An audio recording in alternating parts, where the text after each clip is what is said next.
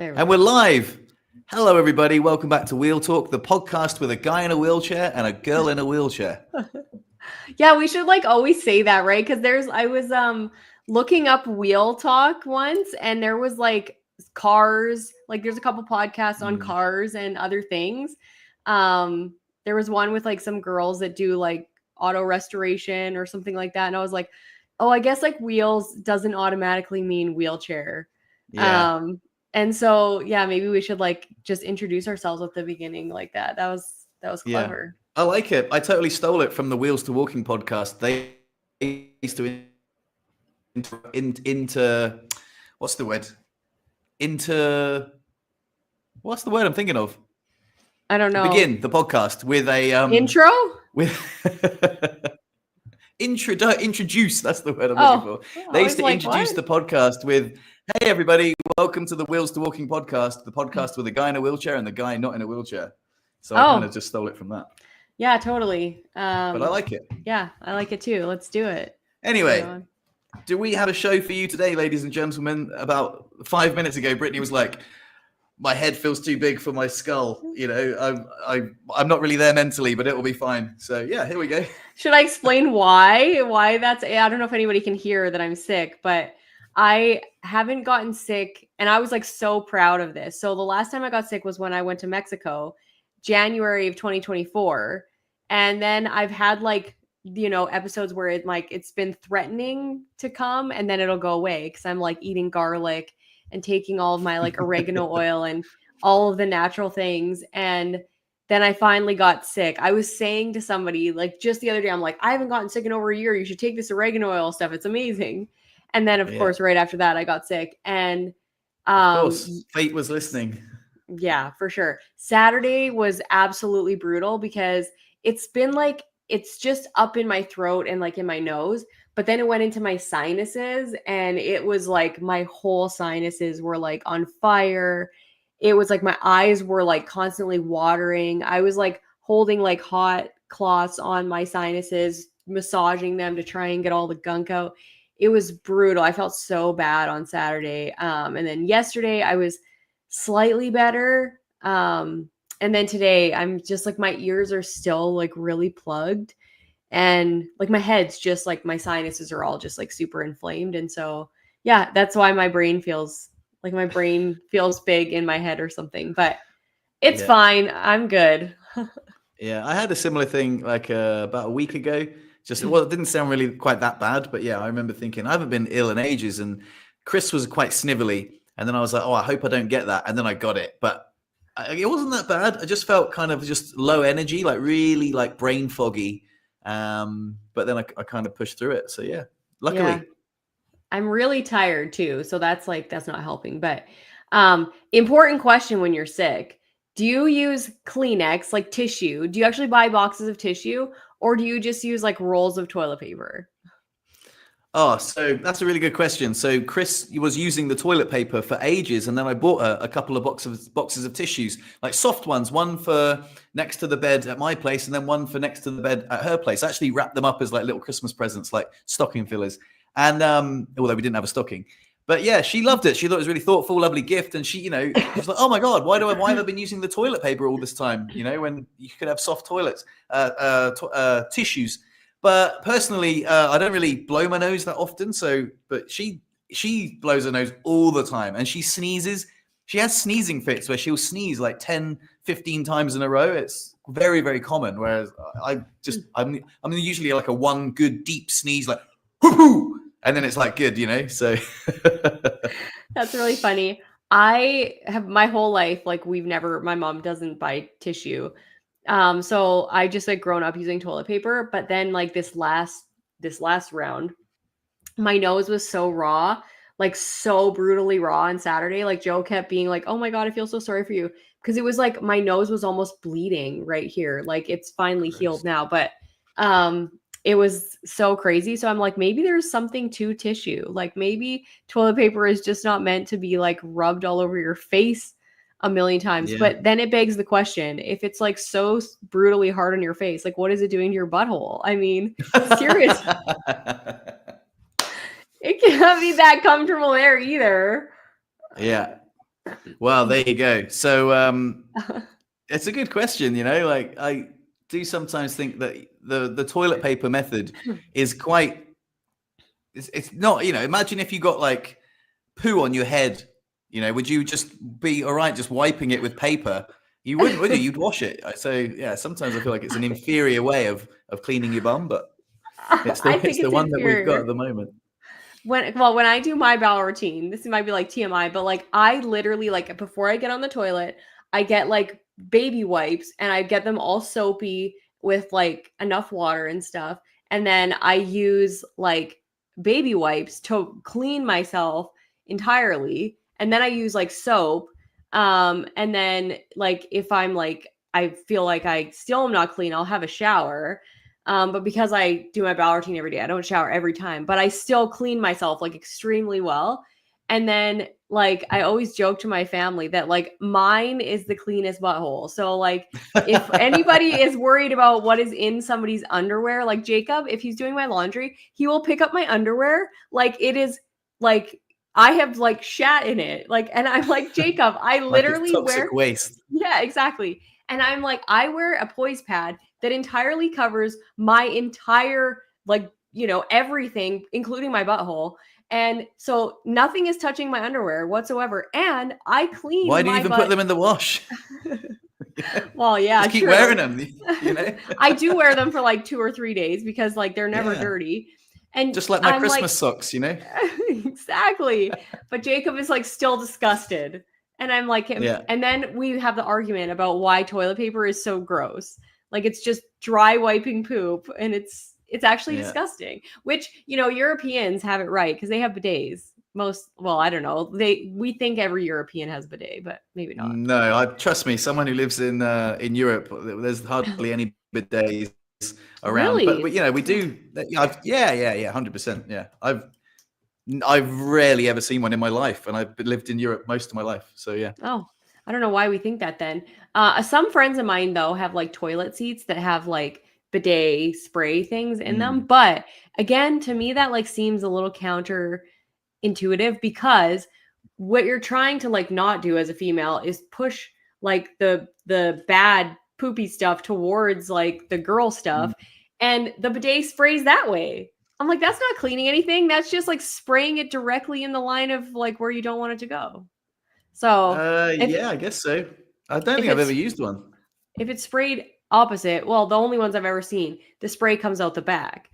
And I'm like, no, if it will spray out the front and spray everything backwards, maybe, but I don't know. It just doesn't seem logical to me. Right. Well, this is thrilling, but I wanted to ask you about the title of the podcast. Oh yeah. Full circle moments that make paralysis worthwhile. And then you put on the thumbnail, the student has become the teacher. So I'm very intrigued. Let's get Yeah. cracking on that. Yeah, so they're sort of related. So I now teach at the rehab hospital that I did my rehab in when I was a kid. And I teach the returning to the community. There's like these education classes that the newly paralyzed people have to take. They don't have to take them because sometimes nobody comes. But they have a whole host of them. So one of them that I teach is returning to the community. So different things, just things that I teach about how to, be confident in public and all of that stuff. And then the one that I just got asked to help with is the sexual health and intimacy class. So my friend who's been on my YouTube channel many times, Margaret, she normally teaches that, but because she is often not in Canada in the wintertime, she has a hard time making all of the classes. So then they asked me to sort of fill in for her when she can't be there. And so now I started teaching that one too, which is really fun. And I got to teach 2 in 1 week, which is normally not the case because I only teach once to every lot of people that are paralyzed. They happen every like 3 weeks or something. So I teach, like once a month maybe. But because I got to teach 2 in a week, I got to see the people the same lot of people twice, and it was really fun. And yeah, it was just awesome. It feels so cool and to be able to now be the person that's like the expert in the rehab hospital that I attended, when I felt so overwhelmed and so helpless. And I was that person that was like, I'm never going to be fine. Like, I don't know how I'm going to do any of this. And now I get to go back and I get to be the person that reassures the people that are so overwhelmed. And I love that it took me so long. Like, I didn't love it at the time. It was terrible at the time. I love that it took me so long to adjust to life with paralysis, because now I get to tell people that even if it takes you a really long time, and even if you're struggling for many years, like, it's going to be fine. And it's just so fun. So that's why I titled it that. And I thought I would just tell you some of the cool things that happened at each one of those classes that I got to teach. Yeah. I think, do you think that because it took you so long to become like fully independent, do you think that, because if you like, oh yeah, I was independent within 2 weeks, it kind of sets an unrealistic expectation for these newly injured people. But you're like, oh my God, I was stuck, with my mum helping me, and it was beautiful. It was out of love, but I didn't progress for so many years. And these are the things that I would, if I could do it again, you could learn from my mistakes, kind of thing. You can get to be independent a lot quicker. Do you think that helps? Like, your experience helps other people to feel less guilty if they take ages to come out the other side? Yeah, I think I don't know about you, but I am rarely ever inspired by people that don't seem to have trouble with anything. I feel bad in like the midst of their, like, I guess, ease. I just don't ever feel really inspired. And so I don't know what other people are inspired by, but if I was sitting on the other end of somebody that's being like, yep, I just had no problems adjusting and went right on with my life, and I was super strong and independent right out of the gate, then I would be like, oh, I'm like, why am I struggling so bad with this? And then I would have like an internal struggle mentally with why I was not like they are. And so I think it does help. I think when you can see that somebody has struggled and they've overcome, that's what empowerment is. Like, you can see that they've gone through the darkness kind of thing and come out of it on the other side. And I think that that's more inspiring than somebody that just doesn't. And like, no like hate or anything to the people who are those amazing people. Like, I have a friend like that like, he's just done so much crap in the first 4 years that he's been, or 5 years that he's been paralyzed. I'm like, how do you even, I can't even imagine. Like, he got a PhD and started a business, 2 businesses, and is having a baby. And like, I'm just like, what? Like, how do you be so great? But most people aren't like that. So yeah, I think my struggle is helpful to others, or at least I hope. Yeah. It's one of those things that I believe. Yeah, I think so. It's like kind of gives it purpose as well. Like, sort of gives your struggle meaning. 'Cause you're like, oh, I struggled that way, so others can learn from my mistakes, kind of thing. It's quite nice. Yeah, it's very rewarding too. Like, I really like going, but I said to Joe, it's also really sad, because I'm really sad that other people have to, like, you never want to wish this on somebody. Like, and I love being paralyzed for so many reasons, and I find meaning in it, but I don't want other people to have to do it. Right? I don't know if you can relate to that or not, but it's sad. Like, it's a sad experience, and it's also very rewarding. Like, I come home like with my like bucket filled so much. Like, I'm like, oh my God, that filled me up so much. It's so rewarding, but I'm also sad for that person. One of the people that was at the sexual health one, and it was no actual paralyzed people came to that one. So we were just really? like sitting there. Yeah, we were sitting there all by ourselves, but one wife came, and she was like, my husband told me to come. And it was the saddest story ever. They had worked their entire lives, just retired, just bought a place. I think she was like, I can never ever like pinpoint Asian cultures and where they're from. And I didn't ask her because I didn't think that would be appropriate. But I think they were from the Philippines. Like, originally she was from the Philippines, and she said, we just bought a place in my home country, and we go there for the winter. And so they had just retired, just started traveling, and then they were flying back from the Philippines. They were in a hotel room in Ontario, and he slipped in the bathroom, hit his head, and he was paralyzed really high, like C4. Oh, no way. Wow. And like, just, that was it. And she was just like, your life can change in like an instant. And she said, like, he struggled because he was in the ICU for like 2 months or something, like he was really struggling to breathe and like just the basic stuff. And now he's in rehab after I think 6 months or something. Like it was such a long time in like acute care hospital. But he struggled with like, I'm useless, I want to die. Like he was just, that was all his like mentality. And he's finally kind of out of that. But she came and she was just like, we're never going to be able to travel again. We're never going to be able to like have sex again. We're never going to be able to do these things. And that was just all that she thought. And so there was luckily me, two other people in wheelchairs, and then the sexual health educator nurse there. And we were like, all just because we know so many people in wheelchairs, we're like, no, we have like 4 friends that are C4 paraplegics that they travel here and they travel there. And you should have seen her face. Like, she was like, really? Like, oh my God. Like, it was like she just couldn't believe that her husband might be able to ever travel or ever, do anything intimate with her again. And she said, like, I've never said any of these fears to him because I don't want to make him feel more bad. But she's like, I've been like secretly holding on to all this stuff. And she's like, it's felt so good to hear that our life isn't over. But it's still so sad to sit on the other end of that as somebody that's paralyzed and be like, oh my God, like as a person that like that's not what you expect your retirement to be. You expect it to be traveling and having fun. And then, it's rehab and learning how to live life again and readjusting to a marriage that, you aren't used to because there's so many things going on. And yeah, just really challenging, but so rewarding. So yeah, that was really fun. And it went, like I said, we didn't even talk to anybody paralyzed that day, but it was so fun talking to a family member, which I think they should do more of.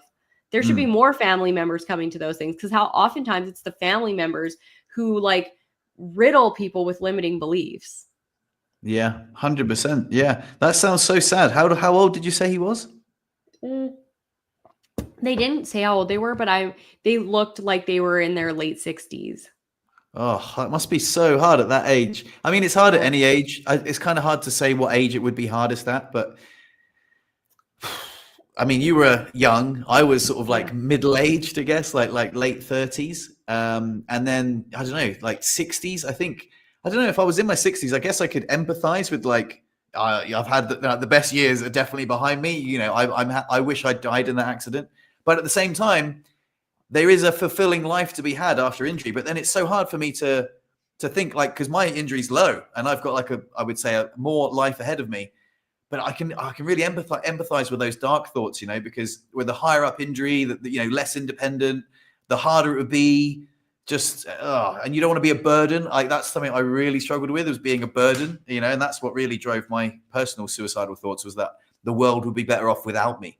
And you have to find a way to contribute, like, well, if I'm going to receive medical attention and, I'm going to be sort of, I guess, kept alive, I guess not necessarily in my specific, but I want to be able to contribute something back. What can I contribute back? And I guess I found it through, my YouTube channel and sort of other outlets. But yeah, it really shakes things up, doesn't it? It really makes you see life through a different lens. And you're like, what am I doing? The old plans I had are now, ruined. And what meaning can there be in life? And yeah, I think it would be hard to accept that, what you wanted for your like retirement. It's hard enough. It's hard at any age. It's hard to accept that this is your life now, and whatever you thought it was going to be is not going to be that way. But I think it would be even harder to be like, I worked so hard to be able to have my freedom after. And she was saying like how they worked so hard to give their kids, set their kids up for a very successful life in Canada. And she said our retirement was supposed to be for us. Like, we were going to get to relax now. And it's not going to be like that, at least not for a while anyway. But yeah, it was hard. Speaking of the, like, what age is it better at? In the other class that I taught, the returning to the community one, there was a guy there that was probably 80 that had been paralyzed. Oh, wow. So he was pretty old, and his wife was there with him. And they were both really awesome. They listened really intently. His wife asked a bunch of questions in the presentation. And then after, I asked if anybody else, other than like the family members, had questions or comments. And he raised his hand and he said, I just wanted to say I'm glad that I'm paralyzed at this age, and I'm sad that you were paralyzed at your age. Oh. And I was like, you know what? I think it's like the opposite. I was like, I feel the opposite, but I said, I understand what you mean. Like you got to have, so many years as an able-bodied individual and do all the things. But I said, I think it's very hard to adjust as at an older age. But I also think like he was just very chill about it, because he was just like, yeah, I've lived a great life. It's like not that big a deal if I'm in a wheelchair for the rest of however much time I have left. So he was really chill about it.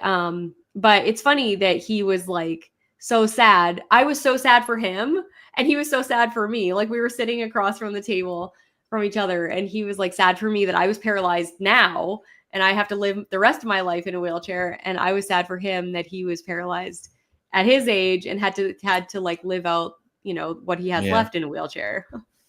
So what level injury did he have, and how long ago did he get injured? It was like I didn't ask him his specific level, but he could use his hand. So definitely paraplegic? paraplegic, like below T1 or whatever. But yeah. And it was I'm assuming, because I don't get into each specific of their stories sometimes. I ask everybody for their stories, but they only share if they want to, and he didn't really share. So he would have been in there like maybe paralyzed like 3 months or something, because Canada, really? So in his 80s, and he's only been paralyzed 3 months. Yeah. Oh wow. Yeah. So some people are just like very, I don't know. It's so weird to me how some people can be so okay and other people aren't. Like there are just some people that are so okay with it, and it's mostly men. I've seen a lot of people paralyzed, and not that like I don't want to stereotype men and women, because there are some girls, like one of my friends, Nicole, I met her in rehab, and she is like just flew with, crazy. She just wings like after paralysis. And so she's fine. She's a woman, but most of the time the women struggle a lot more than the men mentally, in terms of like what it means for them as an individual and for their self-confidence and stuff. And men just don't struggle as much that way. They just seem to be able to move on better, but that's not always the case. Yeah, that's interesting, because I remember the conversation you and I had a long time ago about like, is it easier being a woman in a wheelchair? And we were talking about the stereotypical gender roles of like man being the protector, and how you can get lifted up, whereas my girlfriend, she piggybacks me occasionally, but it's not like she's going to carry me up the stairs. So yeah, it's interesting. It's an interesting dynamic. I think that it would be really hard for a man, but then also, I guess being a man with a low level injury, you can be quite practical, and you can nip around in the wheelchair. So it's kind of maybe more of a challenge that you can accept. Like I think in the video I made recently, I remember realizing that when I had to navigate the world in a wheelchair, I framed that as like, oh, okay, cool. Well, I'm pretty handy in the wheelchair. Wheelchairs have come a long way. It's like, I like skateboarding and snowboarding and mountain biking. It's kind of like a little, it's not a million miles away from, learning, navigating, like, going through a skate park. Like the world is now a skate park, So yeah, you can wheelie around. So that really wasn't a big deal for me. Yeah. Something that struck me when you were talking though was, I guess if you're 80 and you have to use a wheelchair, there's quite a lot of old people who are in wheelchairs without paralysis anyway.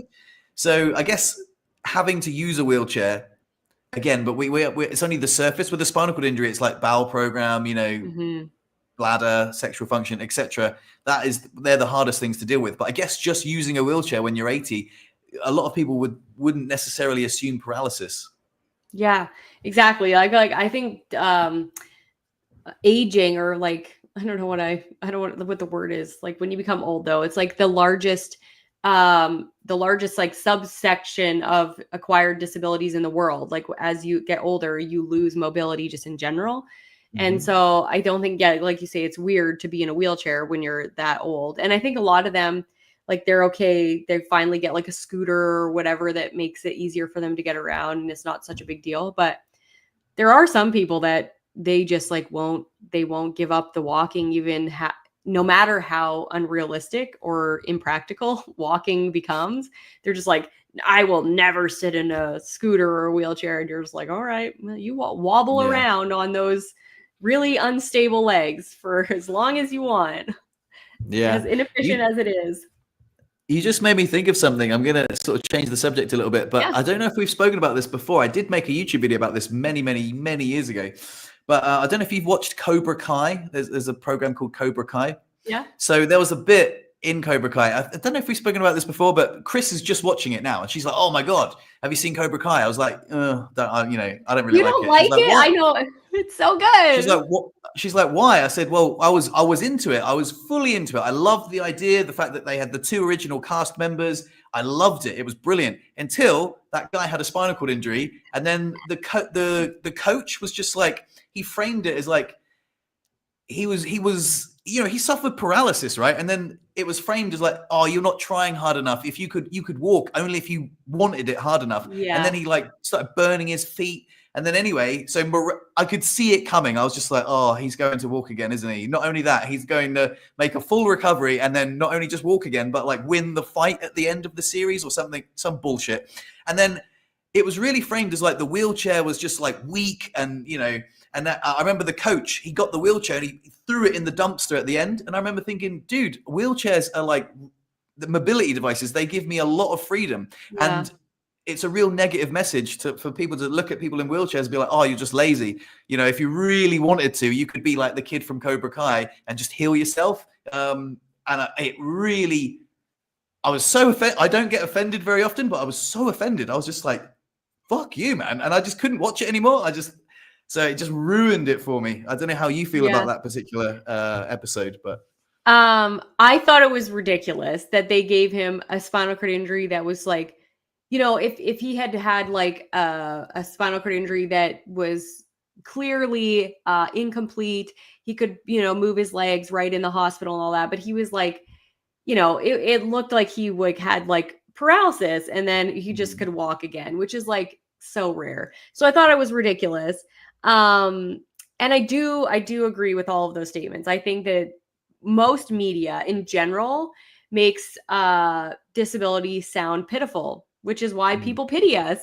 And it's really annoying. I had a similar reaction. I don't know if you've ever watched $1 Million Baby.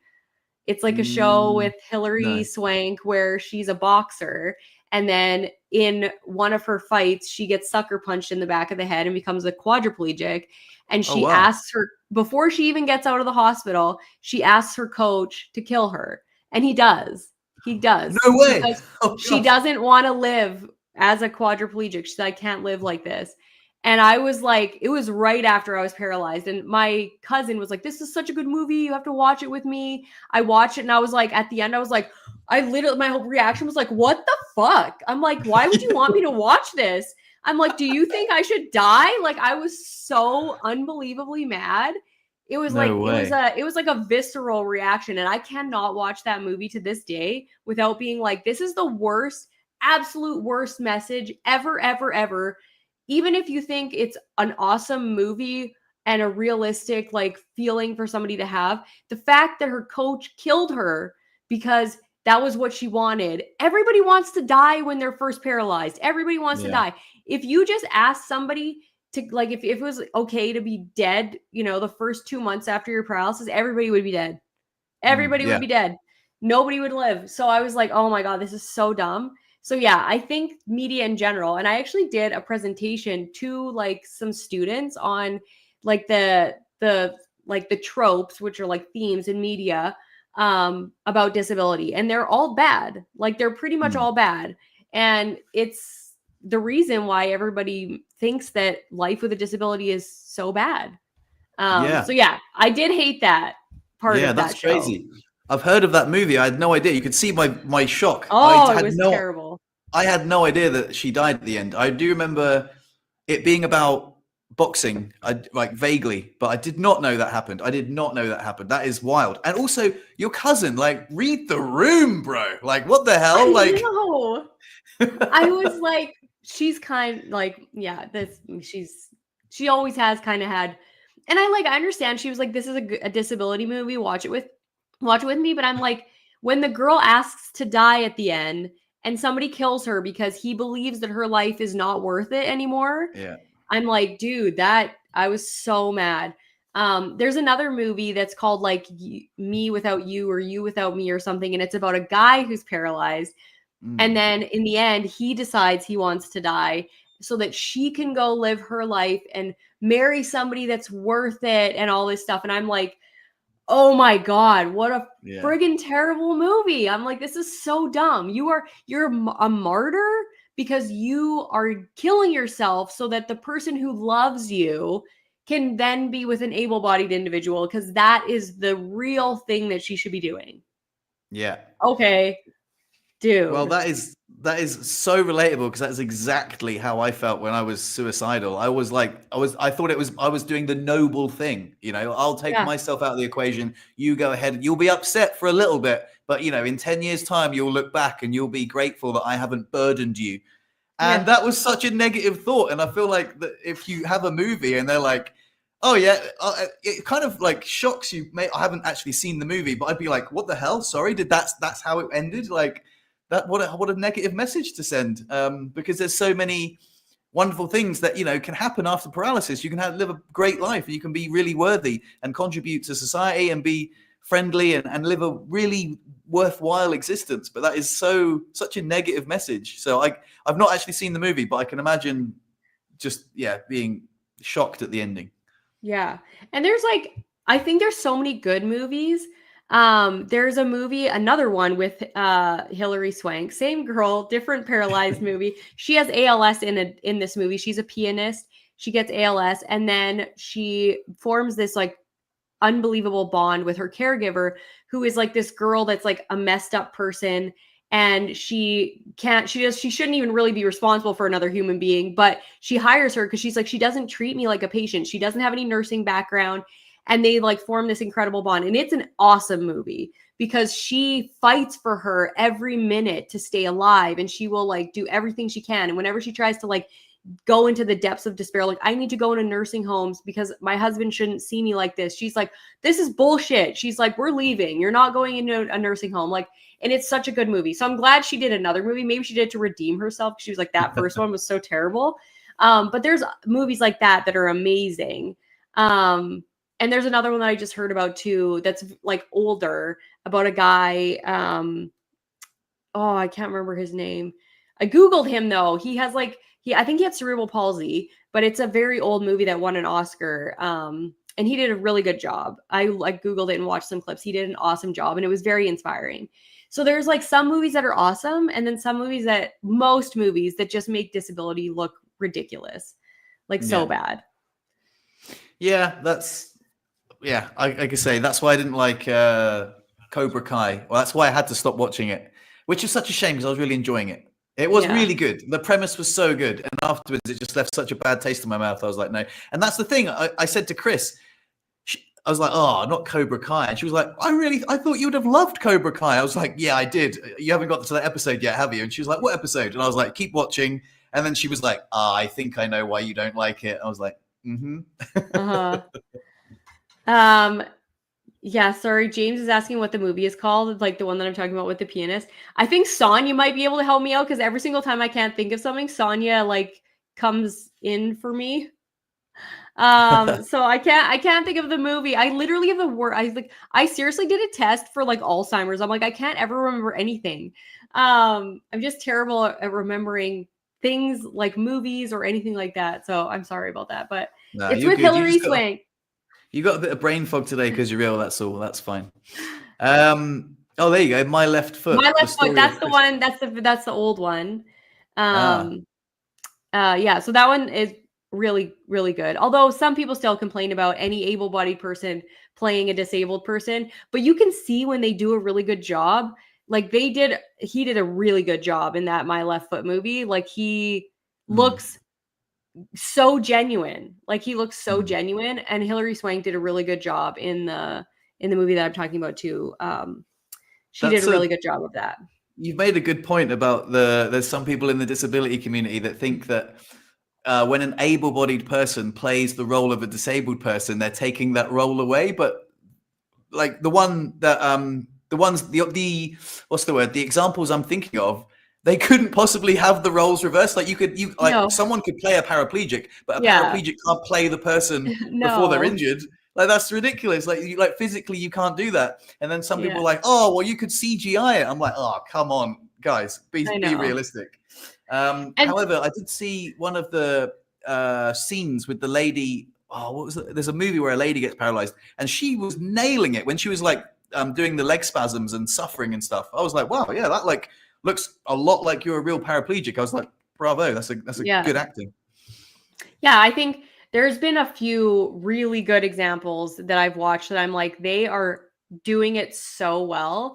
And they're just great actors that I'm like, if you're trying to bring this to life and embody the character, this person did a really good job. And not to say that somebody that's paralyzed can't do the same thing, but I also just think like it's like that like cultural appropriation thing that like sometimes people take too far. It's like disability appropriation where like it's almost, because I was listening to a podcast where a guy basically said in the My Left Foot movie that it's basically making fun of somebody when you have to do the mannerisms that somebody does when they have cerebral palsy and you don't have cerebral palsy. You're basically making fun of them.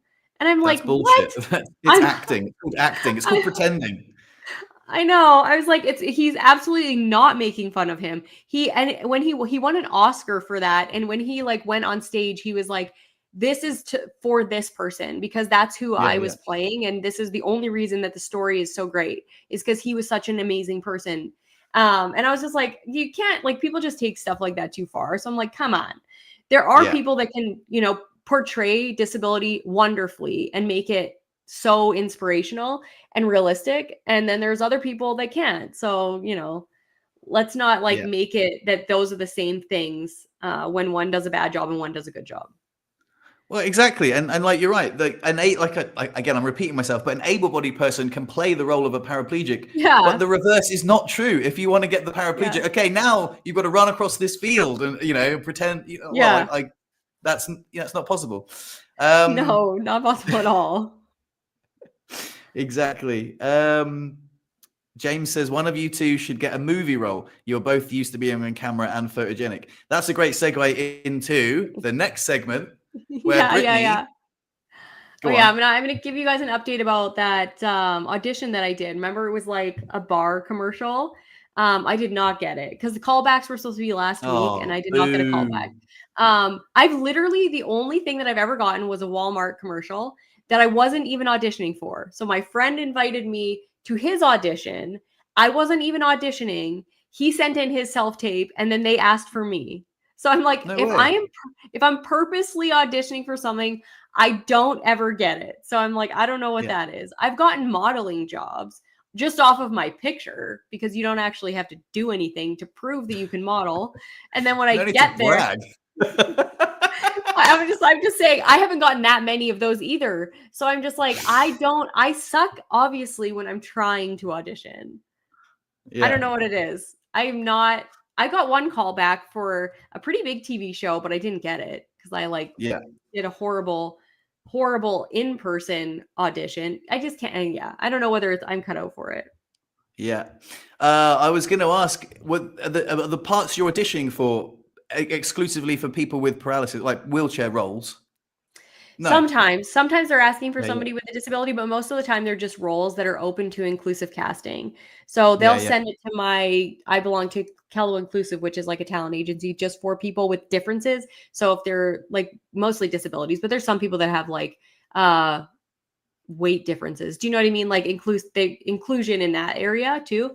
But so they'll send the casting to them. And I'm on something called Casting Workbook. So a bunch of people can see my pictures through different agencies. And then they'll ask my agent for me to submit a self-tape. So just off my picture, they'll be like, can you ask her to submit a self-tape? So I'll get those casting requests. And then I never get them though. So it's fine. I'm just saying, I think I suck at auditioning. Oh, no. I mean, sometimes you get the role, sometimes you don't. I feel like maybe you had, because you had that luck that one time, it set you up with unrealistic expectations. Yeah. Like a lot of people, regardless of disability, they go in for many, many auditions before they get chosen for a role. So true. I probably weren't only what they were looking for. Yeah, I probably only do like one audition a month, if that. So, statistically speaking, I'm probably not going to get any of them because I was talking to like I had like a couple like sessions with acting coaches, and they basically do like dozens of auditions a week, and they might get like one or two a month that they actually land. And so it's probably just a numbers thing. Yeah, of course. Yeah, absolutely. So what was this thing that you were, it was a bar commercial. So what, you just had to roll into the bar? Did you have to, like, what was Yeah. the audition? Like, tell me more about the audition.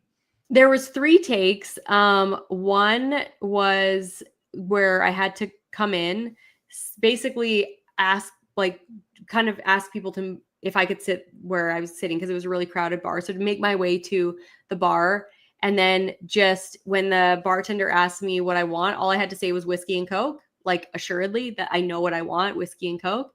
And then the second take was me just sitting at the bar and then hesitating a little bit and then saying I wanted a whiskey and Coke. And then what was the third one? The third one was, I don't know, like ordering the drink and then making a toast to my friends or something like that. Yeah, cool. Yeah. So it was just, and it's like so much harder in real life to act than you think. And when you notice how subtle acting is, it's no major facial expressions, and they literally put on all the casting calls like no exaggerated expressions because people think when you act you have to be like, I'll order a whiskey and Coke, thank you, and you're like, no, that is not how people act, right? So you literally just have to like turn and be like, whiskey and Coke, or like something very subtle. But even that, like, that's too much facial expression. Like, you have to like not make facial expressions. It's so crazy hard. Yeah, and your like eye lines are a thing, especially when you're like doing camera work. You can't be looking at the camera because that's like breaking the fourth wall, and you can't do that on TV. You can do it like on stage.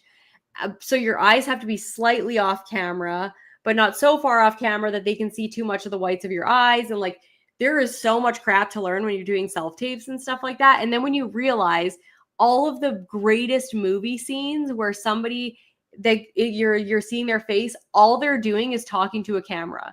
They are not talking to a person. There's just a camera right there in their face, and they are literally just like having this crazy crying session or whatever it is to a camera, and you're like, wow, actors are really friggin' amazing. Yeah. And Jamie will get mad at me because I will see how an actor does something and I will try to repeat it, and she's like, shut up, mom, we're watching a movie. Oh, nice. Yeah. But it's mostly just like, it's interesting to me because I've seen Yeah. now how things happen behind the scenes, and it's crazy. It's interesting. I was watching something recently on Netflix called 0 Day. Have you heard of it? Yeah, It's I got have. Robert De Niro in it. Yeah. And I remember thinking, it's like, it reminded me of what you said. Like, there's so many scenes in that movie where Robert De Niro is not doing anything. He's just got this frown. Yeah. With this frowny face. And he's just got the face. And all he does is it's just shots of his face, just like frowning a lot. And I'm like, wow, that is quite subtle. Like, it does say a lot when he's just got the face for it, isn't he? He's like deep in thought. And it's just Robert De Niro, and just look at his face. He's doing so little. But he's conveying so much. It's really quite good, but also deceptively easy. You think, oh, well, I could do that if I had his face. All I'd have to do is just frown. You know, his lips curl down like so perfectly. He's got this wrinkly face, and it plays the role really well. But essentially, he's doing not that much. Yeah, I think it's like that. I see certain actors that are amazing at being subtle, and then some are over the top, like they're over actors on purpose. They have like huge facial expressions, and they get roles that lend to that, like Jim Carrey. Like like he's an over actor. Everything he does is exaggerated, and that's the roles he gets. Whereas like Jason Bateman, he's such a subtle actor. Like his face never changes no matter what he's saying, almost ever. But he's such a good actor. I'm like, oh my God, the way he conveys emotion just with his voice and the inflection and how he's saying it is awesome. Yeah. And when you're acting, you can't just be like all over with your hands. Like, you have to be so intentional. And most of the time I'm like all over the place with my hands and stuff, but it's still really fun to like try. Like, I don't think that I'll ever probably be an actor or, do that, but it's still fun to try. Yeah. You just made me think of something which is really random. I'm going to blurt it out though. Do you ever? I have this.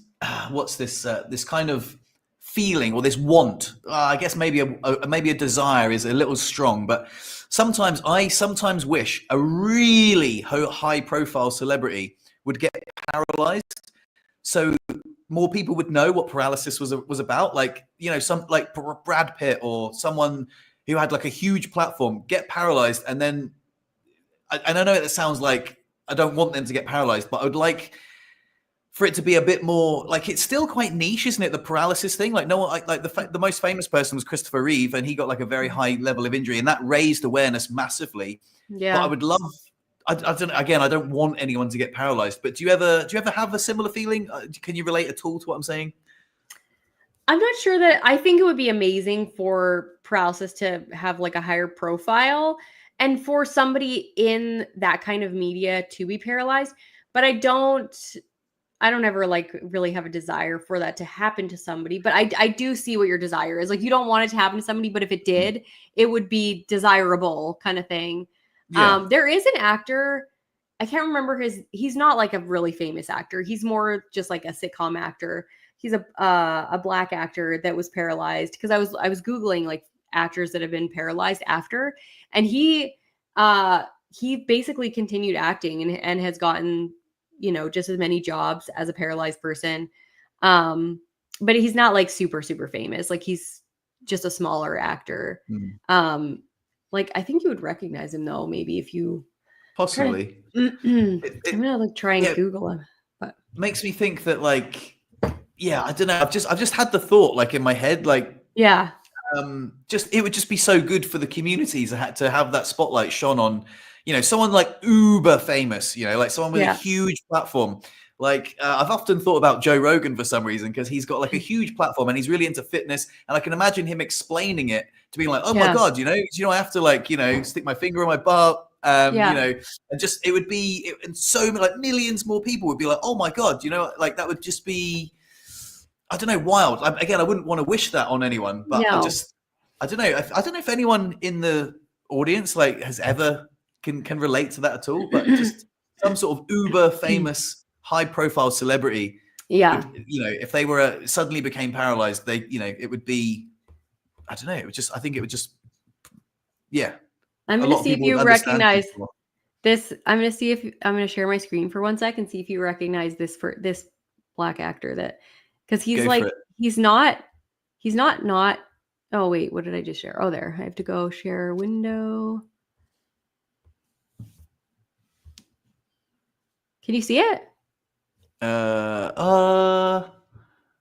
What's his, Daryl Mitchell? Yeah, he's been in like quite a few things, and he was able-bodied, and now he plays paralyzed, like, because he's obviously paralyzed. He plays paralyzed roles. Oh, okay, cool. I do recognize him a little bit, I guess, but not that much. He was, I can't remember how he's paralyzed, but anyway, that's him. I thought maybe you'd recognize him. How do I stop sharing this now? Remove there.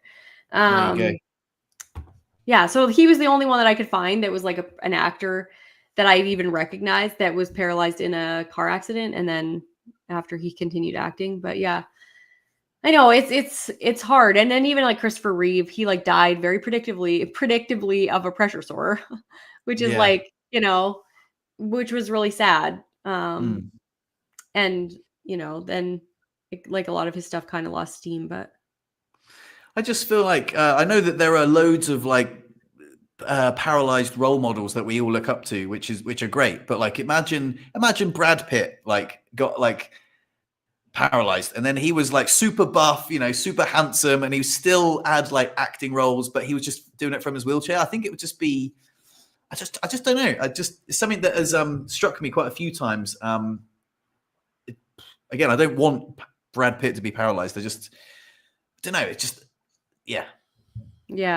No, I know what you mean. I think to have that big of a spotlight on somebody that already has a spotlight that people would naturally follow, and that if they were so inclined to share their personal, experience of paralysis, it could raise the awareness and just general like education value would go up a lot, Yeah. which would Yeah. be amazing.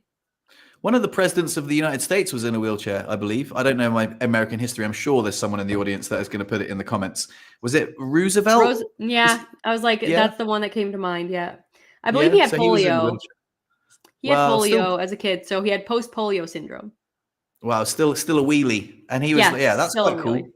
Yeah. Yeah, no, and I think I don't know whether they have the same like bowel and bladder and all that stuff as we do, but still very cool. I'm actually Mm. reading a book right now about a girl named Pamela Russell who was paralyzed on a horse in the 1950s.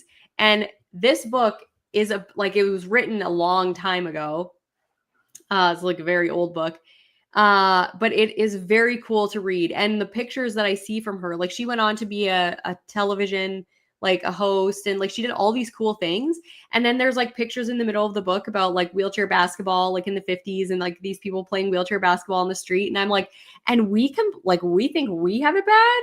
Like she was in the like I'm right at the part now where she's in the hospital.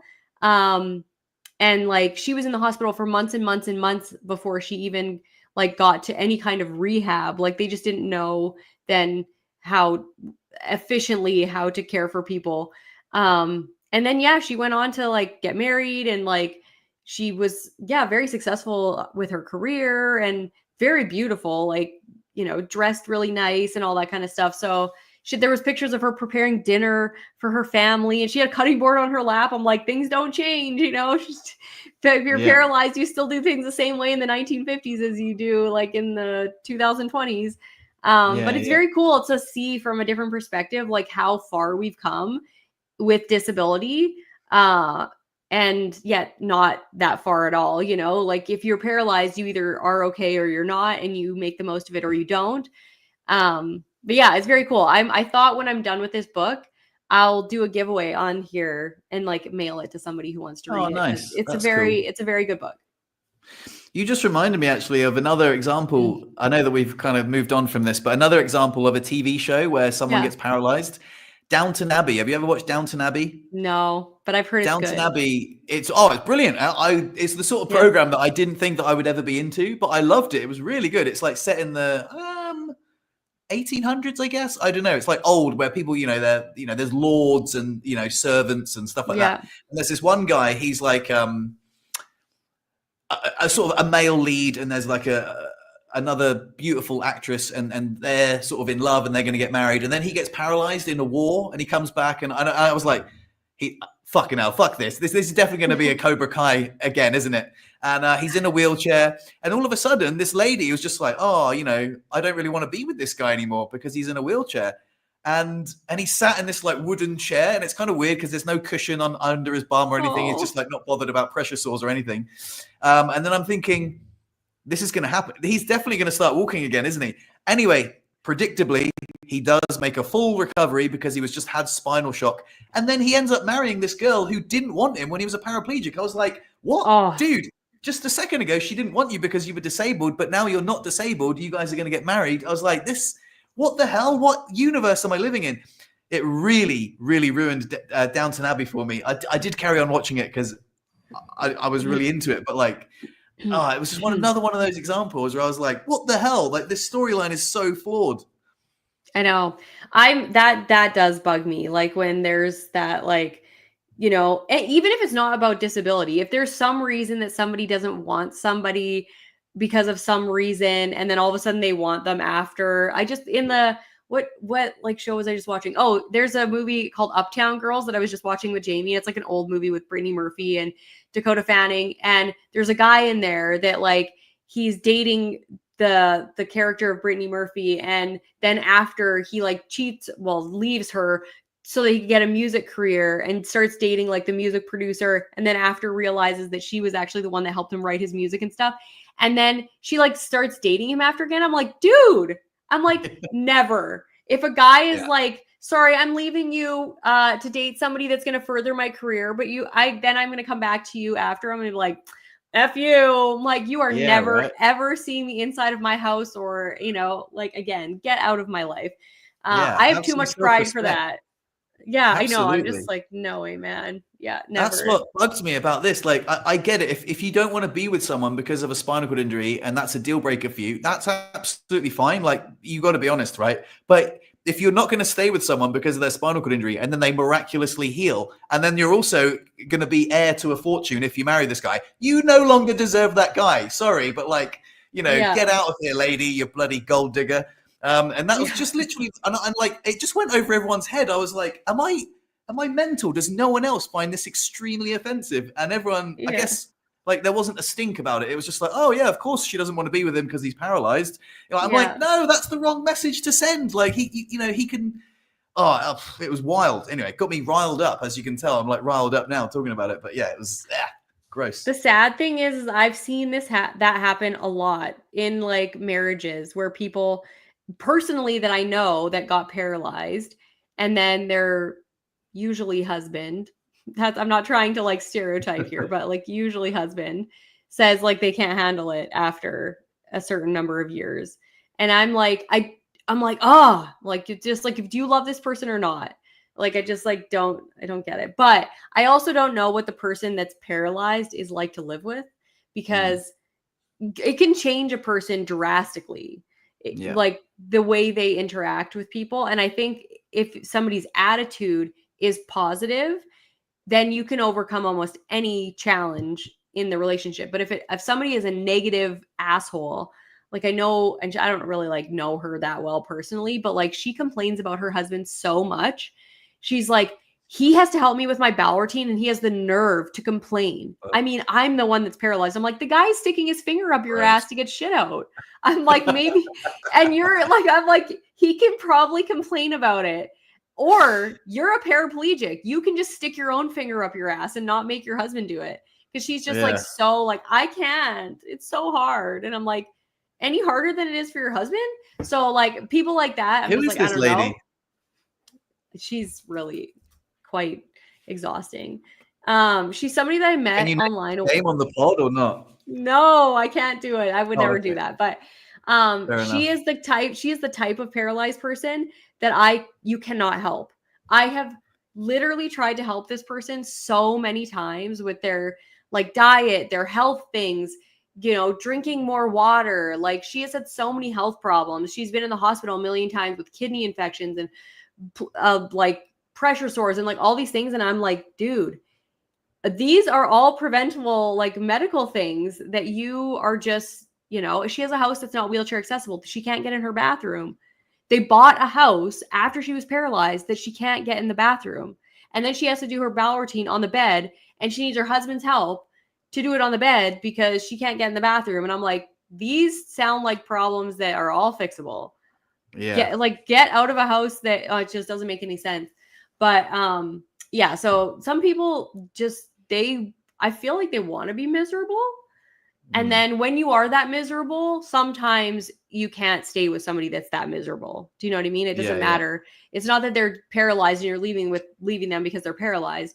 You're just leaving them because they're miserable and you can't help them. Like there's no way to help somebody like this. Her husband is devoted to that lady. Like no matter how miserable she is, he's still sticking his finger up her butt to help her poop all the time. So I'm like, kudos to you, dude. You are one great person. Yeah. Well, talking of butts, Yeah. I liked your video about the pressure relieving cushions that you made this week. Yeah, However, I don't know if we can talk about this. I think we're far enough into the podcast that we can talk about this. Yeah, you're good. The was it Blake Medical that the people Blake that Medical, were Mhm. those pressure relieving cushions were very expensive, and I sent you one that I bought on Amazon for $17.99, and you I know. were I like, was like, what? it can't be the same thing, surely. These ones are like $400, and I'm like, yeah, I'm pretty sure it's the same thing. I've got it in my shower, and then you were like, but not let the me little go. ones. The entire sheet is $400, so it's not like the same size. But yeah, Yeah, like the sheets but are if like you 4 times that size. But extrapolated it yeah, out, it would be about $60, it would be surely. at 60. Yeah, or maybe $100. Yeah. So there's a little bit of a markup, and I sent it to you, and I was like, oh, you know what? you know, I didn't comment underneath the video because I didn't want to, like, you know, it's a bit of a kick in the dick. It's a sponsorship. But I wrote a funny video about everywhere my butt touches is the kingdom or something. That was funny. Yeah, I commented back. I was like, what about that shadow over there? And then I commented, that's Joe's butt. You must never go there. That's so funny. I did see that. Yes, I do think that medical markup is ridiculous. And there's been a couple of like comments under the video about that. Your thread's totally frozen. Oh, really? I'm back in the room. Oh, there you are. I will defend Blake Medical though in saying that they are a Canadian-owned, Canadian manufactured product, and there is no possible way ever that they could compete with like Amazon's Chinese, you know, manufactured whatever's they are. And I'm pretty positive that they're not the same material, just because they have a patented thing that's made out of like vegetable oil or some random, I can't remember, but they have a video about it on YouTube. So I will defend them in that I don't think that their markup is crazy, but I do think medical markup is ridiculous. It's like medical markup for people that have disabilities is just the same as the markup that happens like with like insurance. If something is covered by insurance, the markup is like crazy. Or if something is like government paid for by the government, the markup is crazy too. I'm part of a patient and family advisory committee at my local rehab hospital, and we were talking about like sending people home with binders from the from rehab with all the information they need, and the binder thing was kiboshed. Keep talking. Go ahead. The binder thing was okay. I have to go in like literally 4 minutes because we have to drive to Jamie's appointment. So I'm going to finish this story and then I'm going to say goodbye. I was not looking at the time. I just wanted to show people what I meant. This is the cushion. Yeah, I didn't even know you could buy things like that. Yeah, it was like $17.99. And That's the Blake Medical ones were like, you know, if this was Blake Medical one, it would be the equivalent of like about $120. Yeah. So all I'm saying is, you know, I understand what you're saying. I didn't want to interrupt you. I was just going to let you know that I'm going to go get the cushion. If especially for people that like that cost would be a barrier for, then obviously. Well, absolutely. Right? I mean, even if you had like loads of money, surely you'd be like, well, you know, like I know that people with disabilities can be, you know, if you get disability payout, then this is like $20, less than $20. Yeah. And I know that you like might think it might be different, and perhaps it is, but it's remarkably similar. Yeah. and it's waterproof. So yeah. I do have to go though. I apologize. I was not looking at the time. I have like about a 40-minute drive to get to Jamie's appointment, and it's at no worries. It's at 10:50. So mom duty calls, but thanks for joining us, everybody. Even though we were an hour early, I did post on my YouTube to hopefully give everybody a heads up. So but thanks everyone for joining.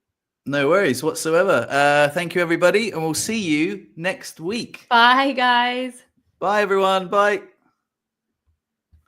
That was good.